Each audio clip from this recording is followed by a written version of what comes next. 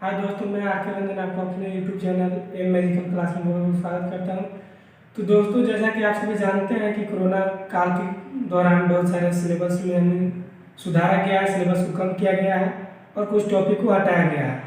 तो हम इस वीडियो में जो भी हम पढ़ाएंगे उसमें सिर्फ उन्हीं टॉपिक्स और उन्हीं चैप्टर के बारे में बात करेंगे जो हमें एग्जाम के लिए सिलेक्ट किया गया है।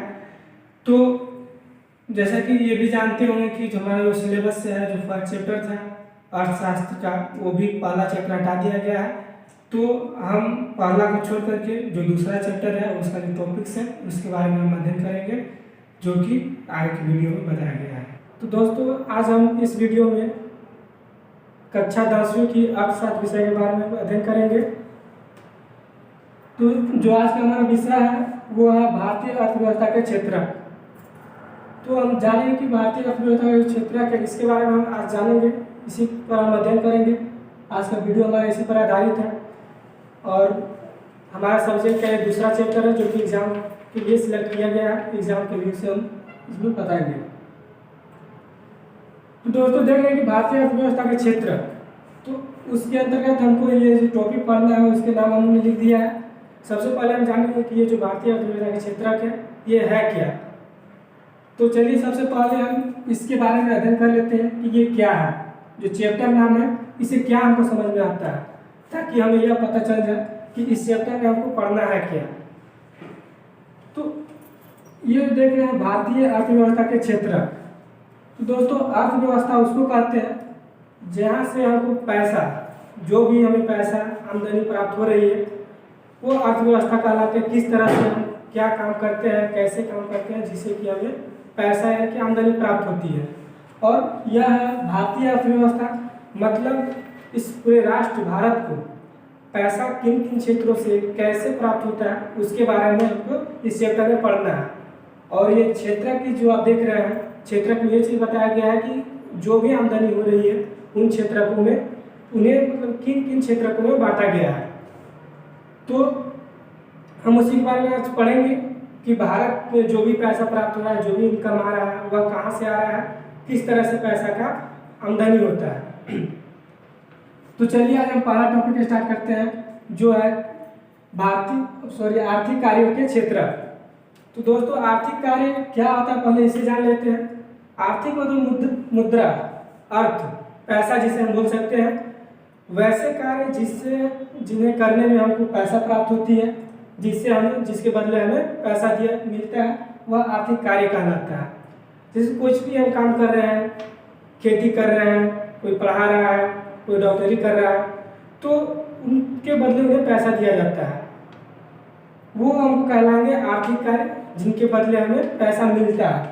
और उनके क्षेत्रक मतलब किन किन क्षेत्रकों से हमें पैसा मिल रहा है, कौन कौन सा काम कर रहे हैं, किन क्षेत्र में काम कर रहे हैं जिससे कि हमें पैसा प्राप्त हो रहा है। तो वे जो क्षेत्रक हैं उन्हें मुख्यतः 3 भागों में बांटा जाता है, जो कि हमारा दूसरा टॉपिक है कि भारत में प्राथमिक, द्वितीयक एवं तृतीयक क्षेत्रक। तो अभी हमने बताया आपको कि आर्थिक कार्य जो भी है वो किन किन क्षेत्र, कौन कौन सा क्षेत्र है जिनसे हमें पैसा मिलता है। तो दोस्तों, वे जो भी क्षेत्र है उन्हें मुख्यतः 3 भागों में बांटा गया है। और उसमें पहला है प्राथमिक क्षेत्रक जिसे हम देख रहे हैं, दूसरा है द्वितीयक क्षेत्रक और तीसरा है तृतीयक क्षेत्रक। इन्हीं 3 क्षेत्र मेन 3 क्षेत्रक हैं ये लोग, जिनसे हमें ये आर्थिक जो भी आमदनी होती है वह मिलती है। तो हम इस एक करके इन तीनों जो क्षेत्रक हैं उनका अध्ययन करेंगे कि प्राथमिक क्षेत्रक है क्या, द्वितीयक क्षेत्रक क्या है और तृतीयक क्षेत्रक क्या है। तो सबसे पहले हम जानते हैं प्राथमिक क्षेत्रक के बारे में। तो दोस्तों, हमने बताया कि इसमें हमें भारत को या हमें कहाँ से पैसा मिलता है, किन किन क्षेत्रकों से मिलता है, उसी के बारे में अध्ययन करेंगे। तो प्राथमिक क्षेत्रक वही है कि जैसे यदि हम कोई भी खेती करते हैं, कृषि कर रहे हैं, कृषि का काम जो हम करते हैं वो प्राथमिक क्षेत्रक में आता है। जो भी हम कृषि उगा रहे हैं, कृषि के अंतर्गत मत्स्य पालन हो गया, पशुपालन वगैरह सभी आते हैं। तो ये जो हम काम करते हैं, खेती काम करते हैं, चावल उगाते हैं, गेहूँ उगाते हैं, या कोई मत्स्य पालन कर रहा है, तो वो सब प्राथमिक क्षेत्रक में आता है, जिनसे हमें किसी भी चीज़ के लिए प्राथमिक कार्य करते हैं। तो हम कह सकते हैं कि जो भी कृषि है, कृषि का जो कार्य हम करते हैं वह प्राथमिक क्षेत्र में आता है। तो जैसे हम मान लीजिए प्राथमिक क्षेत्र में चावल का उत्पादन किए,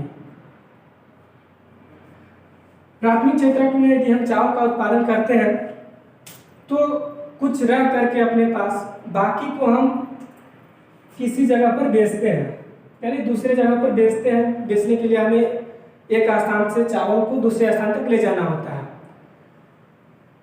सपोज कीजिए कि ये मेरा घर है, घर से इस चावल को हम बाजार तक ले गए, घर से हम इस चावल को बाजार तक ले जा रहे हैं। तो ये जाहिर सी बात है कि ये जो चावल है हमारा, उससे हम किसी गाड़ी के द्वारा, परिवहन के द्वारा ले जाएंगे अपने घर से बाजार। तो यहाँ से अपने घर से जो बाजार में ले जाने के लिए हम परिवहन का उपयोग करते हैं, जो परिवहन हम यूज़ कर रहे हैं वह जो आता है हमारा द्वितीयक क्षेत्रक में आ जाता है। यानी कि हम कहें तो जो भी परिवहन हो रहा है, परिवहन का वस्तुओं को एक स्थान से दूसरे स्थान तक ले जाने का जो भी परिवहन का काम करते हैं वह हमारा आता है द्वितीयक क्षेत्रक में। और उसके बाद है यह तृतीयक क्षेत्रक। तो तृतीयक क्षेत्रक में दोस्तों हम बोल सकते हैं कि या इसमें हमें कोई भी व्यक्ति या हम ही क्यों न हो, हम किसी दूसरे को सेवा प्रदान करते हैं। तो हम दूसरे को सेवा प्रदान किस प्रकार करते हैं उसके बारे में जानते हैं। जैसे कि एग्जाम्पल लेते हैं एक डॉक्टर का। डॉक्टर हमें देखभाल करता है, जो भी बीमार पड़ते हैं उसका ट्रीटमेंट करता है, इलाज करता है, तो एक प्रकार से हमें सेवा दे रहा है। या कोई टीचर है, टीचर आपको पढ़ा रहा है तो वो भी आपको एक तरह से सेवा दे रहा है और उस सेवा के बदले उसे पैसा मिलता है। तो जो सेवा देने का, सेवा जो दिया जाता है, जिसमें हमें सेवा प्रदान किया जाता है किसी भी काम के द्वारा, तो वह जो आता है हमारा तृतीयक क्षेत्रक के द्वारा आता है। तो उम्मीद है कि आप इन सभी क्षेत्रों को समझ गए होंगे। इसे एक बार फिर से रिवीजन करते हैं। प्राथमिक क्षेत्रक उसे कहेंगे, जैसे हम यदि खेती कर रहे हैं, कृषि कर रहे हैं, तो वो हमारा आएगा प्राथमिक क्षेत्रक में। द्वितीयक क्षेत्रक में हम उस उगाए हुए खेती को अपने घर से बाजार ले जाते हैं, यानी कि एक स्थान से दूसरे स्थान तक ले जा रहे हैं। तो वह जो उसमें परिवहन का उपयोग हम किए वह हमारा हो जाएगा द्वितीयक क्षेत्रक। और द्वितीयक क्षेत्रक में हो जाएगा हमारा सेवा, जो कि डॉक्टर हो गया, एक टीचर हो गए, आप लोग को पढ़ा रहे हैं, तो इलाज कर रहे हैं, तो वो आपको एक प्रकार से सेवा दे रहे हैं, वह हमारा आता है द्वितीयक क्षेत्रक में। और इन सभी के बदले हमें पैसा मिलता है, जिसके बारे में हम पढ़ रहे हैं, आर्थिक कार्य। इन सभी जो हम ये सभी जो कार्य कर रहे हैं हम, वो सब आर्थिक कार्य है। कोई मजदूरी कर रहा है वो भी आर्थिक कार्य है, पढ़ा रहा है टीचर वो भी आर्थिक कार्य है, डॉक्टर किसी का इलाज कर रहे हैं वो भी आर्थिक कार्य है, क्योंकि उनके बदले उन्हें पैसा दिया जा रहा है, पैसा मिल रहा है। तो जो भी काम के बदले हमें पैसा मिलता है वो आर्थिक कार्य कहलाता है।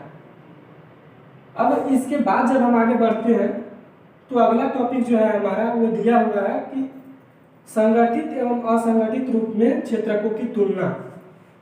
अब जो हम ये क्षेत्रक 3 पढ़े, प्राथमिक, द्वितीयक एवं तृतीयक, इन क्षेत्रकों को बांट दिया संगठित और असंगठित। संगठित और असंगठित रूप में जो क्षेत्रकों की तुलना है वह कैसे किया जाता है उसके बारे में हम पढ़ेंगे।